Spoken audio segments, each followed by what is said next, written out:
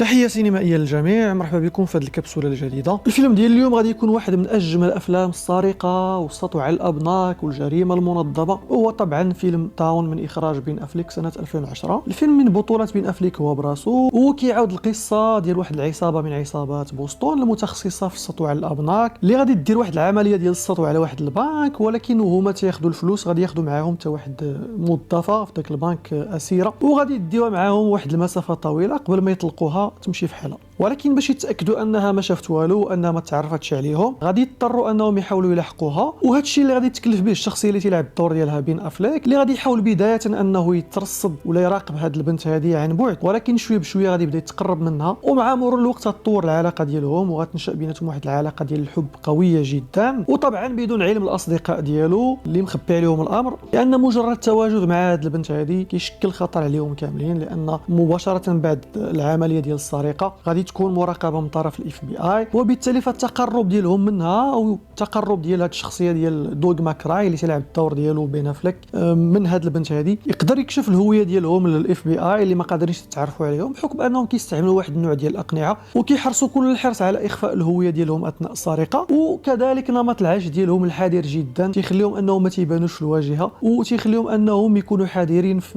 التعامل مع الفلوس اللي تيسرقوا باش ما يسلطوش الاضواء عليهم. هذه العلاقه الغريبه شي شويه اللي غادي تنشا بين الجلاد والضحيه عندها واحد التعريف خاص في علم النفس. هذا النوع د العلاقات كيتفسر بواحد الظاهره نفسيه طلق عليها الاسم ديال المتلازمه ليما، وهذه المتلازمه هذه كتبان ملي مثلا واحد الجلاد كيتعاطف مع الضحيه ديالو وكيربي تجاهها مشاعر ديال العطف وديال الحب، عكس دوك المشاعر ديال التعذيب وديال التعنيف اللي خاص يكونوا. هذه الظاهره هذه اللي تعتبر نوعا ما النقيض ديال ظاهره ستوكهولم، اللي كتكون فيها الضحيه متعلقه بالجلاد ديالها، تسمات بهذا الاسم هذا نسبه الى العاصمه البيروفيا ليما، اللي وقعت فيها واحد الحادثه صعيبه شي شويه سنه 1996، ملي واحد المجموعه مسلحه بيروفيا متطرفه غادي تحتجز مجموعه من الرهائن في السفاره اليابانيه بالعاصمه البيروفيا ليما. وخلال هذه المده هذه تربات مجموعه من المشاعر ديال العاطف وديال التقارب بين المختطفين وبين الضحايا ديالهم، اللي بزاف منهم تم الافراج عنهم قبل المواجهه الاخيره بين القوات وبين المجموعه المسلحه، فقط لان المختطفون يعني بقاو فيهم هذوك الناس هذو تعاطفوا معهم وربطوا معهم علاقه قويه افضت الى مشاعر قويه، خلات ان بعض العناصر من هذه الجماعه المسلحه تعاطفوا بشكل كبير جدا مع الضحايا ديالهم. بالعوده للفيلم ديالنا نقدروا نقولوا بان